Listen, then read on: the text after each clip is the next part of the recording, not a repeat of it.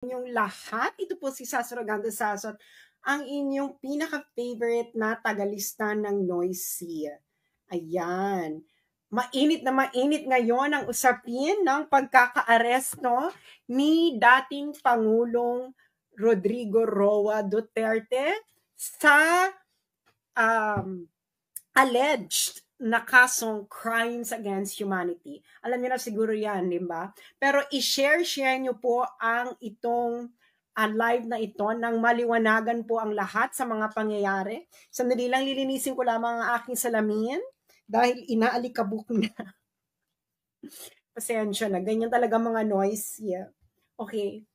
I-share nyo, i-click share, ayan, sa lahat ng mga taong gustong matuto nang hindi kayo ginagawang mangmang ng gobyerno ni Bongbong Budolero.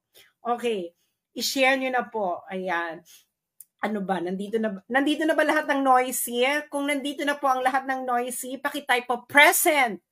Okay, again, magkakaroon tayo ng class attendance. Present na ba lahat ng noisy?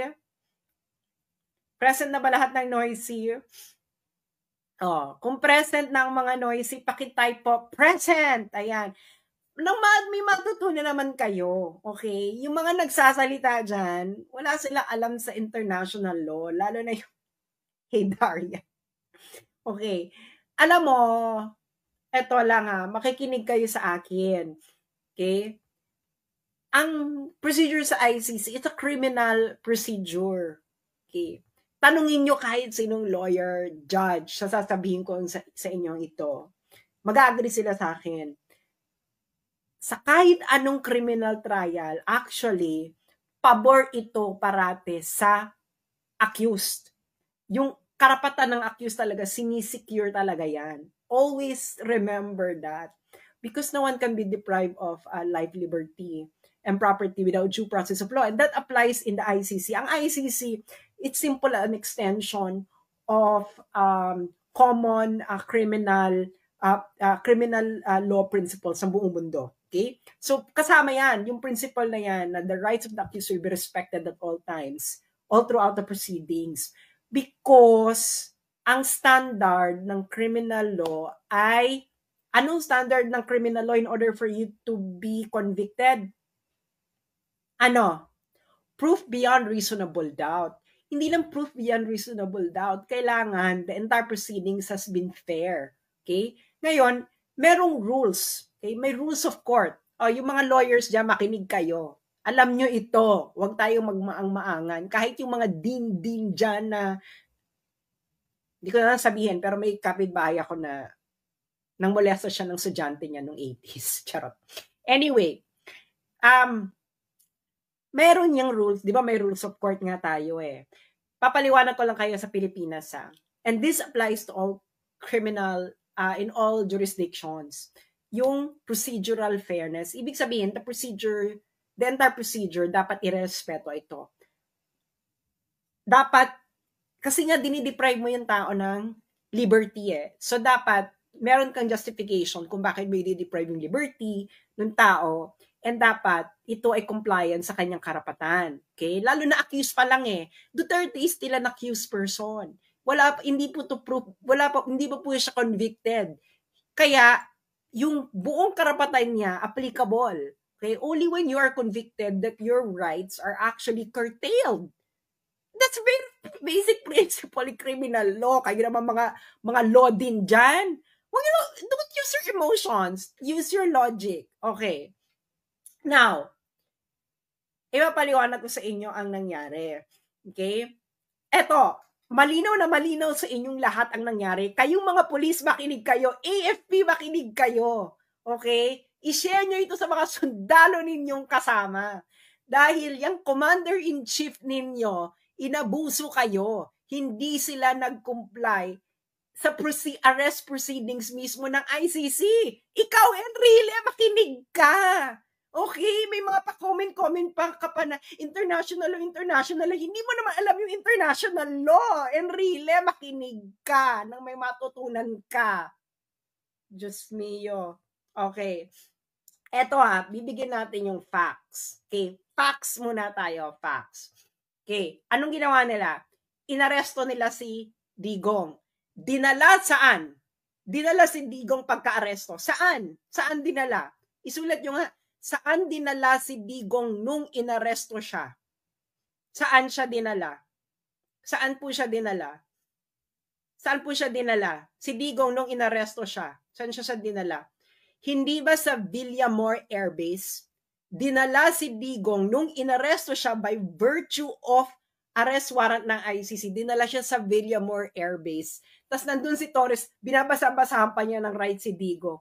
Tapos si Digong ay isinakay sa aeroplano at inilabas sa Pilipinas, and the airplane now is going to on route to Rotterdam sa Netherlands. Okay, Rotterdam is just a city next to The Hague. Kaya sa Rotterdam yung dinala kasi I believe ang Rotterdam ang airport sa Rotterdam ang tumatanggap ng chartered flights. Anyway, so yun ang facts. May ICC arrest warrant daw. Kinuha si Duterte, dinala sa Villamor Air Base. That's a fact. Nakita nyo yung lahat.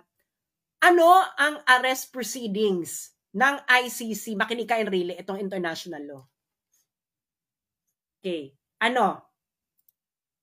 Ito, papabasa ko sa inyo. Article 59. Ito ang arrest proceedings ng custodial state. Ito ang batas. Enrile, itong international law. Makinig katanda. Article 59 ng ICC. Meron pong procedure of arresting an accused. Okay, meron. Batas ito na. Let's work under the condition na nasa jurisdiction tayo ng ICC. Kaya wala tayo sa jurisdiction, edi lalong mas mali yung pagkakaresto nila. So, assuming for the sake of argument na ang Pilipinas ay under sa jurisdiction ng ICC, meron pong arrest proceedings ang ICC. Ano ito? Nandito ito sa Rome Statute, and really, magbasa ka! Magbasa kayo, PNP, magbasa kayo! Bong-bong, wag puro singhot. Article 59 ng Rome Statute. Anong sinabi ng Article 59.1? Ito ang procedure, procedure. A state party which has received a request for provisional arrest or for arrest and surrender shall immediately take steps to arrest the person in question. Ano ibig sabihin yan? Pag naka-receive ka, arrestin mo kagad. Correct. Sabihin natin, correct yung ginawa nila. Inaresto nila. Nakatanggap sila ng warrant of arrest. Inaresto nila. Pero may next step, mga friends. May next step pag inaresto mo. Ano ang step 2? Step 2. A person arrested shall be brought promptly before the competent judicial authority in the custodial state, which shall determine in accordance with the law of the state that 1. A. Warrant applies to the person. 2. The person has been arrested in accordance with the proper process. And C. The person's right have been respected. Step 2 pa lang tayo. Anong sabi nito? Tatagalogin ko. Pag ikaw ay inaresto, anong dapat ang gagawin sa'yo ng arresting officer? Dadalin ka sa harapan ng competent judicial authority. Ibig sabihin, si Digong dapat dinala saan? Sa hukuman ng Pilipinas. Sa harapan ng hukuman ng Pilipinas. Pero anong ginawa nila? Saan nila dinala si Digong? Sa Villamor Air Base. Kailan naman naging korte ang Villamor Air Base? Napakalinaw dito, mga engot kayo. ICC law ito. Ito ang ICC procedure. Ito yung pinagmamalaki ninyo. Violate nyo yung law. Number 1 violation. Hindi nyo dinala si Digong sa harapan ng competent judicial authority. Yung competent judicial authority na yun, which is ang ating korte, dapat ididetermina ng competent judicial authority ng Pilipinas na 1, na ang warrant ay nag-a-apply kay Duterte, and number 2, na yung naaresto si Duterte has been accordance with the proper process. Was it proper process? Hindi mo nga dinala sa harapan ng competent judicial authority. Torres, tanga ka! Ikaw ang may kasalanan nito. Ignorance of the law. What? Excuses no one. Nasa batas ng ICC, Torres, Bongbong Marcos, na pag inaresto mo, may inaresto ka na may warrant of arrest from the ICC, dadalhin mo yung inaresto mo dapat sa harapan ng competent judicial authority sa bansa mo. Yaan ang nasa batas ng ICC. You violated it. You violated it. Okay. Di ba? Violated na. Kita niyong lahat, saan dinala si Digong? Dinala ba si Digong sa harapan ng competent judicial authority? No! Kitang-kita niyong lahat, dinala sa Villamor Air Base. Hindi ba? Villamor Air Base. Villamor Air Base is not a competent judicial authority. The AFP, na yun ang pugad ng AFP, Villamor Air Base is not a competent judicial authority. Torres is not a competent judicial authority. Sino lang ang competent judicial authority sa Pilipinas? Nasaan ang judicial power sa Pilipinas? Nasa Supreme Court and the courts. Dinala ba nila sa kahit anong korte sa Pilipinas si Duterte? No. So they violated ICC rules already. Doon pa lang. They violated procedures. At alam to ng mga lawyers, if you violated a procedure, anong mangyayari sa kaso? Diba? If things are fair, anong mangyayari? Tanungin nyo sa mga lawyers. Tanungin ninyo sa mga law din. Kung sinabi kong sila na sasabihin nila hindi madidismiss, you are not acting on jurisprudence. Ayan o, in accordance with the law of the state, ibig sabihin in accordance sa law ng Pilipinas, ididetermina pa ng korte ng Pilipinas dapat na yung warrant ay nag-a-apply kay Duterte. Second, na yung pagkaka-aresto kay Duterte ay dumaan sa proper process. At number 3, na ang rights ng arrested ni Duterte ay dapat respected. Ididetermina pa yun ng court. Anong ginawa nila, Bongbong? Anong ginawa ng AFP? Anong ginawa ninyo mga polis? Ipinasok nyo si Duterte sa eroplano at inilipad nyo palabas. Is this according to the arrest proceedings ng ICC? No. Is it according to the arrest proceedings ng Pilipinas? No. So kayong mga polis, kayong AFP, anong batas ang sinusunod ninyo, mga putang ina kayo? Sabihin nyo sa mga Pilipino, anong batas ang sinusunod ninyong mga putang ina kayong mga sundalo at mga pulis sa ginawa nyo kay Duterte? Batas ng Pilipinas? Definitely no. Batas ng ICC?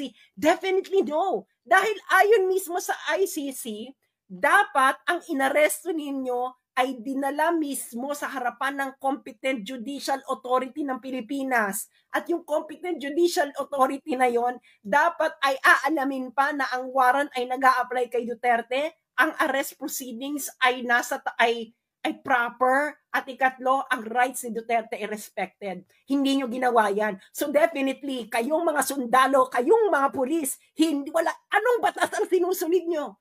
Explain it to the Filipino people. What was the law did you follow? What was the law did you follow? Illegal. Everything that you did is illegal. You are not following the Constitution. You are not even following the ICC statute. So what are you following, kayong mga sundalo at mga pulis? Magising kayo.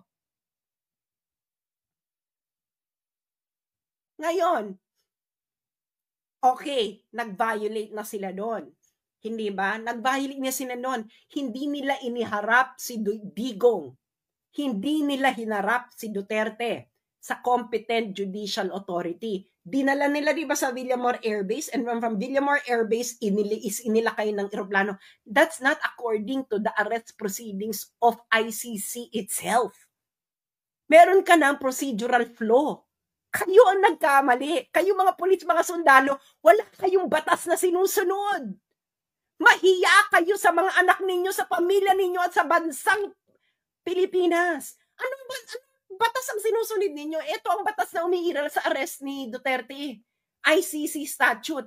According to the ICC statute, dapat si Duterte ay iniharap sa competent judicial authority ng Pilipinas.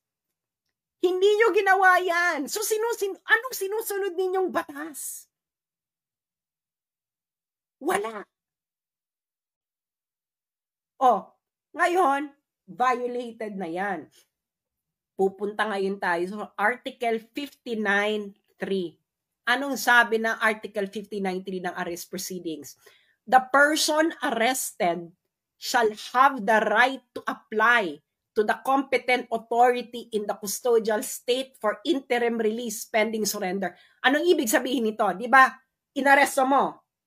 Tama. Inaresto nyo. Kayo, tama. Ang pagkakamali nyo kayong mga sundalo at mga polis, hindi nyo ginawa yung step 2. Dinala nyo dapat si Duterte sa harapan ng competent judicial authority ng Pilipinas. At pag nakaharap na si Duterte sa competent judicial authority, dun siya mag-a-apply ng interim release pending surrender. What did you do? You violated the procedures of ICC itself. Sabihin nyo nga sa akin, kayong mga law din na nagmamarunong-marunong, was Article 59.2 complied with? Kitang-kita ninyo ang nangyari. Kitang-kita ninyo mga nangyari, kayong mga law din na nagmamarunong. Kitang-kita ninyong mangyari. Hindi na natin kailangan ditong mag-calisthenics. Alam ninyo at alam ko, pareho tayong may alam sa batas. If the law is clear, we refer to the ordinary language meaning of the law. Ano ang ordinary meaning ng Article 59.2? Kayong mga law din. A person arrested shall be brought promptly before the competent judicial authority in the custodial state. Ordinary meaning. Ano ibig sabihin yan? Yung inaresto mo, dapat dadalin mo sa harapan ng competent judicial authority. Ordinary meaning, mga friends. Hindi mo kailangan dito magbale-balentong napakalinaw ng language ng ICC rule. And really makinig ka, this is international law in operation. You didn't comply with this. Sabihin mo nga, and really, did you? Ikaw ang presidential legal advisor, did the BBM administration complied with Article 59.2 of the ICC statute? Malinaw na malinaw sa mata ng mga Pilipino, hindi nyo dinala si Duterte sa harapan ng competent judicial authority ng Pilipinas. Dinala nyo siya sa Villamor Air Base. Villamor Air Base is not a court. Siguro naman malinaw sa ating lahat yan, di ba? Baka naman dito bubudulin pa tayo. Villamor Air Base is not a court. Kayo mga sundalo, is Villamor Air Base a court? Is Villamor Air Base the venue of the competent judicial authority na kung saan dapat dadalhin nyo si Duterte pagka-aresto ninyo? Hindi naman kayo tanga. Torres, is Villamor Air Base the venue of competent judicial authority? Anong batas ang sinusunod mo? Pakipaliwanag kasi ito ang batas malinaw. Article 59.2. Tama ka, inaresto mo. Ano dapat ang gagawin mo, Torres, pagka-aresto mo? According to the ICC statute, dadalhin mo dapat si Duterte sa harapan ng competent judicial authority. At pag nasa harapan na ng competent judicial authority si Duterte, yung competent judicial authority, i-assess niya in accordance sa batas ng Pilipinas na 1, na ang warrant ay nag-a-apply kay Duterte. 2, na ang person, si Duterte, ay inaresto in accordance with the proper process. At 3, na ang karapatan ni Duterte ay nirespeto. At habang nandoon sa harapan ng competent judicial authority si Duterte, pwede siyang mag-request sa harapan ng competent judicial authority ng interim release pending surrender. Hindi nyo nga siya dinala sa harapan ng competent judicial authority. Doon pa lang mali na kayo. So, merong procedural flaw. Kayong mga lawyer, kung ang accused, kayong mga lawyer, mga dean, kung may procedural flaw sa pagkakaaresto, kung ang karapatan ng inaaresto ay hindi nirespeto sa kahit anumang proceedings, anong mangyayari sa kaso? If things are fair, yung mga lawyer dyan at din, anong mangyayari? If things are fair, kung ang rules mismo ng ICC ay hindi sinunod, di ba, malinaw dyan, dapat dadalin mo sa harapan ng competent judicial authority si Duterte. Article 59.2. Kayo, napanood nyo lahat. Saan dinala si Duterte? Dinala ba siya sa harapan ng, dinala mo ba, Torres, sa harapan ng competent judicial authority si Duterte pagka-aresto mo? Sige nga, sasampahan mo ako live. Tanga ka, Torres. This will be your end. You violated a procedure. Ay, kasampahan ka ng kaso dyan. Hindi mo din hinarap sa competent judicial authority. Malinaw, ordinary meaning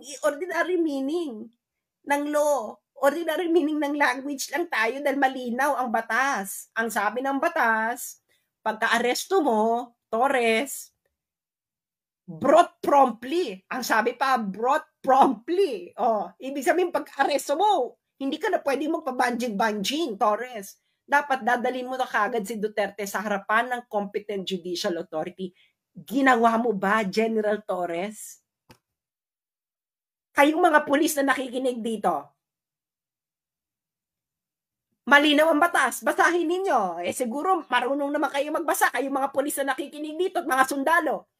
Anong sabi ng batas? Pagka-aresto, the person arrested shall be brought promptly before competent judicial authority ng custodial state. Sinong custodial state? Pilipinas. Sinong competent judicial authority ng Pilipinas? Sino? Mga sundalo na loyal sa Constitution. Anong sinasabi ng Constitution kung nasaan ang judicial power ng Pilipinas? Nasa Villamor Air Base ba? Kaya nga, di ba, loyal pa kayo sa Constitution? Ano sinusunod yung batas? Ayan ang batas ng arrest proceedings ng ICC. Yung inaresto ninyo, dadalin mo dapat sa harapan ng competent judicial authority ng Pilipinas. Ginawa nyo? Hindi nyo ginawa. Anong Villamor Air Base? Nasaan ang judicial authority ng Pilipinas according to the Constitution na dapat loyal kayong mga sundalo at pulis? Nasa judiciary.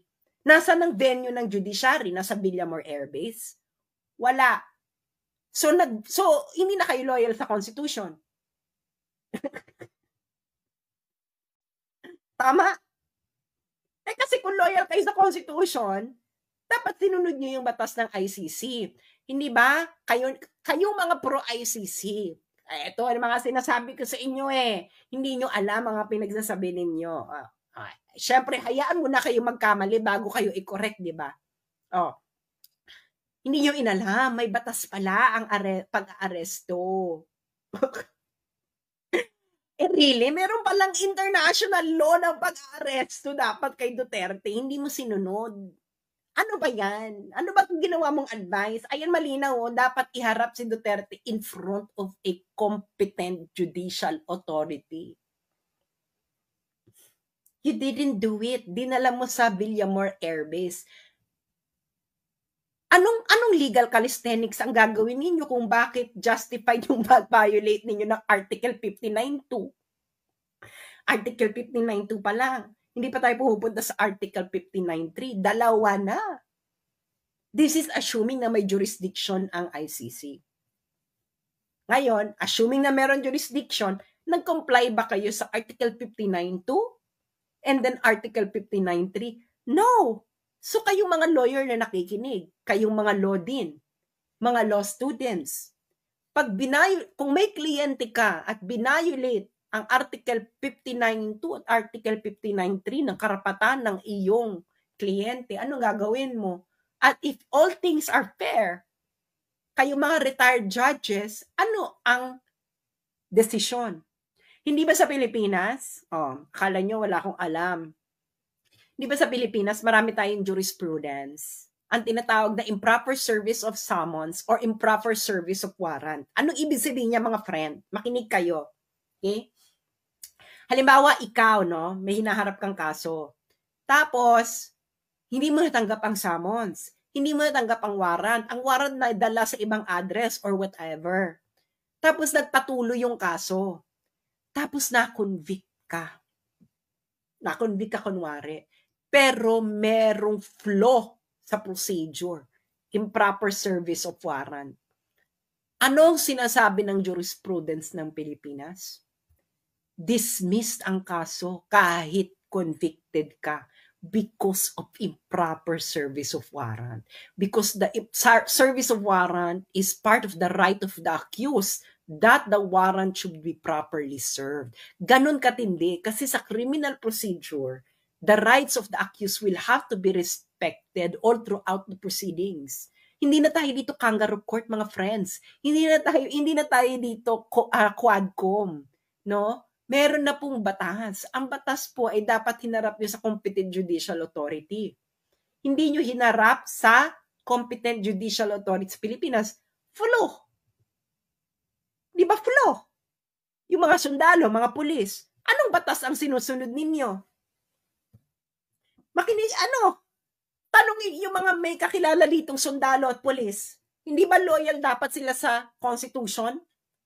Sa Constitution natin, di ba, international law will be part of the law of the land. Di ba, general principles, di ba? General principles of international law will be part of the law of the land. Kaya nga sinasabi nila, ICC is part of the law of the land, emerald. Di dapat part ito ng law of the land natin, Article 59.2. ICC law ito ng Rome ng arrest proceedings ng ICC. Paano yan, mga sundalo?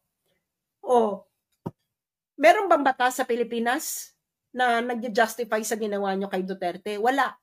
Meron bang batas sa ICC arrest proceedings na nag-justify sa ginawa ninyo? Wala. So, hindi batas ang sinusunod ninyo, mga sundalo at pulis. Anong sinusunod ninyo? Paki-explica. Hindi batas ang sinunod ninyo nung ginawa nyo kay Duterte. Hindi tao ang sinunod ninyo. So you are no longer under the rule of the law, but under the rule of men. Mag-isip-isip kayo. Yung mga matitinong sundalo dyan, nakikinig ba kayo, mga kayong mangging kaligatan? I'm pretty sure, no? 16,000 tayo. I'm pretty sure nakikinig kayo.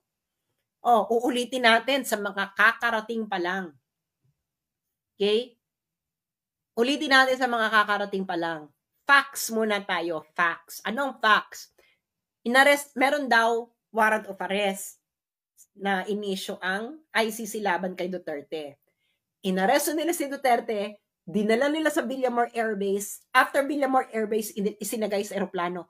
Malinaw yan sa mga Pilipino. It is clear to the Filipino people what happened.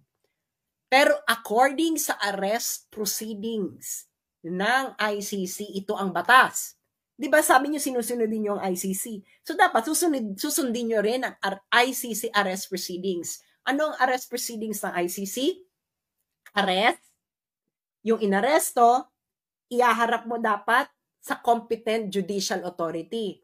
Ang competent judicial authority, titingnan ang warrant. Okay, titingnan ng competent judicial authority ng Pilipinas na yung warrant ba ay applicable sa person, ang pag-aresto ba ay in accordance with proper process, at nirespeto ba ang rights ng inaresto in accordance with the local law. State law ay nakalagay, Article 59.2. Okay? Pagkatapos niyan, habang nakaharap si Duterte sa competent judicial authority ng Pilipinas, doon siya magre-request ng interim release. Ngayon, ang korte ipaprocess yung interim release. I-determine na kung may grounds ba for interim release, etc. Sinunod nyo ba ang arrest proceedings ng ICC? I am operating under your assumption na may jurisdiction ng ICC. Kung may jurisdiction ang ICC sa Pilipinas, then dapat nag-ooperate ka according to arrest proceedings ng ICC. Hindi ka nag-operate. Nilabag mo yung arrest proceedings. Wala ito sa batas ng Pilipinas. So si Torres, anong batas ang sinusunod niya? Ignorance of the law, Torres, excuses no one. Ignorant ka, Torres, sa batas na pinapatupad mo, which according to you is the law of ICC. But according to the law of ICC, Torres, at kayo mga sundalo at mga pulis dyan, dapat hinarap ninyo si Duterte sa competent judicial authority. Pero ang ginawa ninyo, inilagak nyo siya sa Villamor Air Base. Villamor Air Base is not a venue of competent judicial authority. And competent judicial authority, again, kayong mga loyal sa Constitution, mga sundalo at pulis, na kanino vested ang judicial power sa Pilipinas? Nasa Villamor Air Base ba? Napakalinaw, hindi ba? Oh. So, sa makatiwid, ginago ninyo ang mga Pilipino. Ginagago ninyo ang mga sarili ninyo. Ginagago ninyo, kayo mga pulis at mga sundalo, ginagago ninyo mga anak ninyo at mga asawa ninyo at pamilya ninyo at ang susunod na henerasyon. Sumunod kayo sa kautusan ng bangag na hindi alam ang batas na dapat ay pinapatupad ninyo. Saan kayo ngayon loyal? Sa Constitution? O nasaan sa Constitution na tama yung ginawa ninyo? According to the Constitution, international law is part of the law of the land. Kayo nagsasabi, pinapatupad ninyo ang warrant of arrest ng ICC. Ergo, you are complying within the law of ICC. Dapat. Nag-comply ba kayo? No. Ba't hindi kayo nag-comply? Dahil hindi nyo alam ang batas. Is that an excuse? Ignorance of the law excuses no one. Oh, nagpagamit kayo kasi sa mga politiko. Ngayon, etong mangyayari dyan, mga sundalo, mga pulis, mag-isip-isip na kayo. The first defense of Duterte is the violation of Article 59.2. ICC ngayon ay mapupunta sa hotspot kasi malinaw na malinaw. Hindi hinarap si Duterte sa harapan ng competent judicial authority ng Pilipinas. Pag nagsalita ang ICC na okay lang na hindi iharap sa competent judicial authority, ICC will be violating its own rule. Napakalinaw, this is ordinary meaning ng language principle. And this will be taken up. But I'm sure by the UN Security Council. Sino mga permanent members ng UN Security Council? China, Russia, US, France, UK. Well, maybe US, hindi natin alam kung anong magiging response. But Russia and China will definitely move to cancel the proceedings. Suspend at least. UK at France. Paano i-justify ng UK and France na malinaw na hindi hinarap si Duterte in front of a competent judicial authority ng Pilipinas?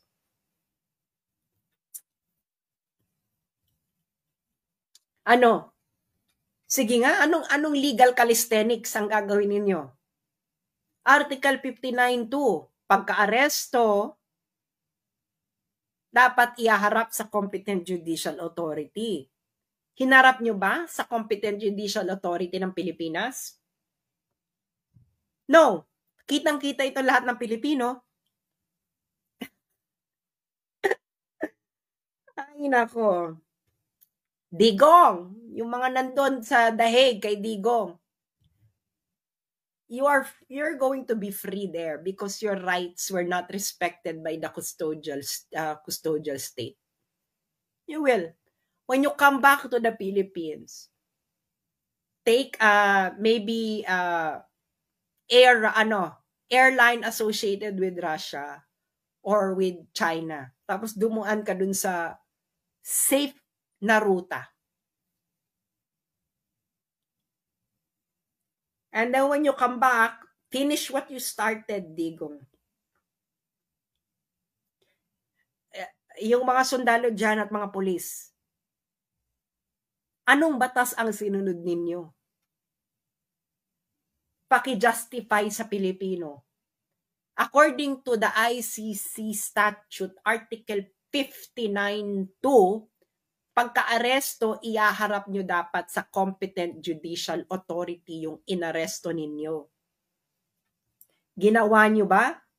Bakit hindi nyo ginawa? Walang nag-inform sa inyo. Aba, ignorance of the law doesn't excuse anyone. You were not operating under any law when you arrested Digong, dinala mo siya sa Villamor Air Base, at isinakay mo siya sa eroplano dahil ang procedure, arrest, ihaharap sa competent judicial authority. Ang competent judicial authority, titingnan yung warrant, titingnan yung procedures in accordance with the law ng Pilipinas kung nag-comply. At ikatlo, doon magre-request si Digong ng interim release. Karapatan niya yun, nakalagay dito. Nirespeto nyo ba? Kayong mga sundalo at mga pulis, sinong nag-utos sa inyo para labagin mismo ang batas ng ICC? Remember, Duterte is still innocent. Because he's not convicted. Pero tinraton ninyo siyang convicted. Is that correct? Duterte will be returned. Okay? If alive, maybe itong mga taong to will have mercy. Kaya kayong mga taga Mindanao na nakikinig sa akin, naiintindihan niyo ba yung sinabi ko? Ginago ang kauna-unahang presidente ng Mindanao. Malinaw ang pagkakadiscuss ko dito. Very tight. Malinaw ang proceedings. Hindi ginawa. You all have the right to be angry because everything that happened is a fruit of a poisonous tree. Everything that happened has no legitimacy. Ergo. Diba? Tama? Yung mga dyan, law professors. If something is a fruit of a poisonous tree, the proceedings leading to that something is what? Basic yan, di ba? Basic yan sa law. If something is a fruit of a poisonous tree, and what happens to the proceedings leading to the something? Void. Illegal. Not accordance to law. Parte ito ng law.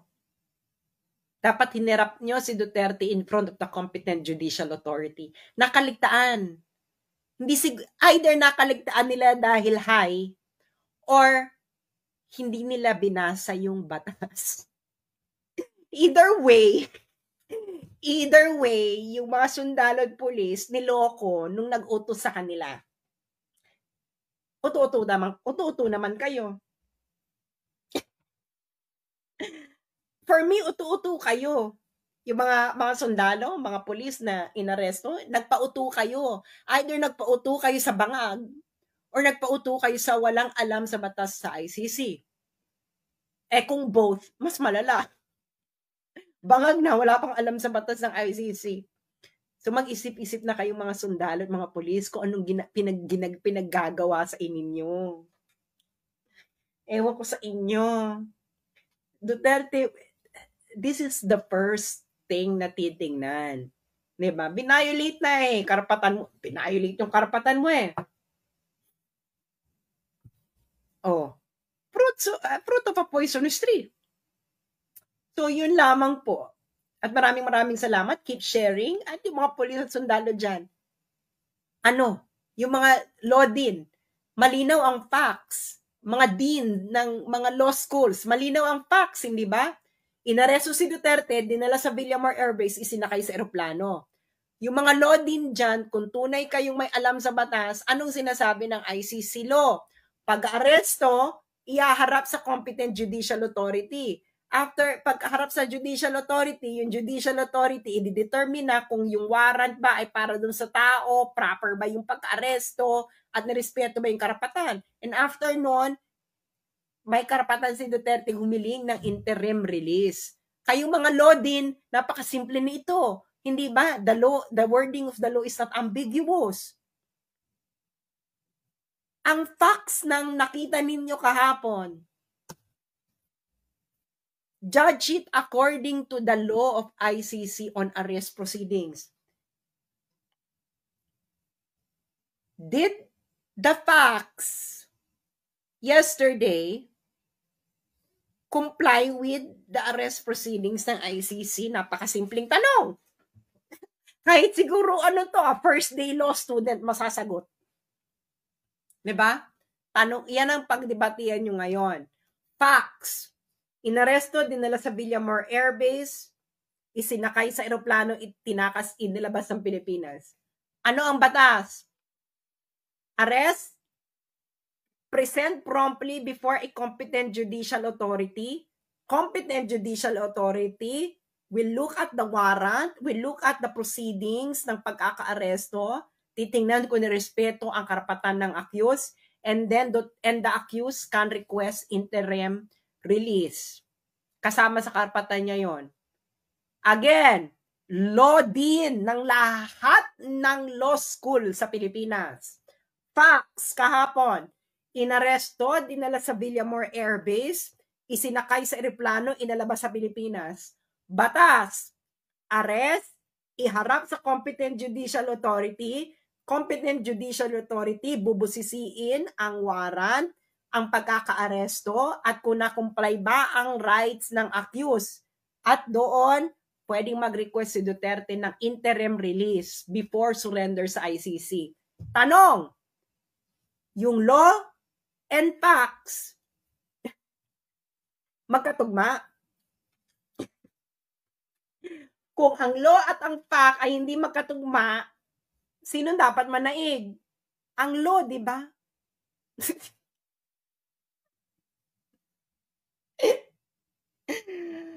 Tangina. Tama ako? O mali? Kung mali ako, dapat matinding legal calisthenics ito. Malino yung batas. Ulitin natin, mga law din, mga law students. Facts. Inaresto, dinala sa Villamor Air Base, isinakay ng eroplano, ipinuslit ng Pilipinas. Batas.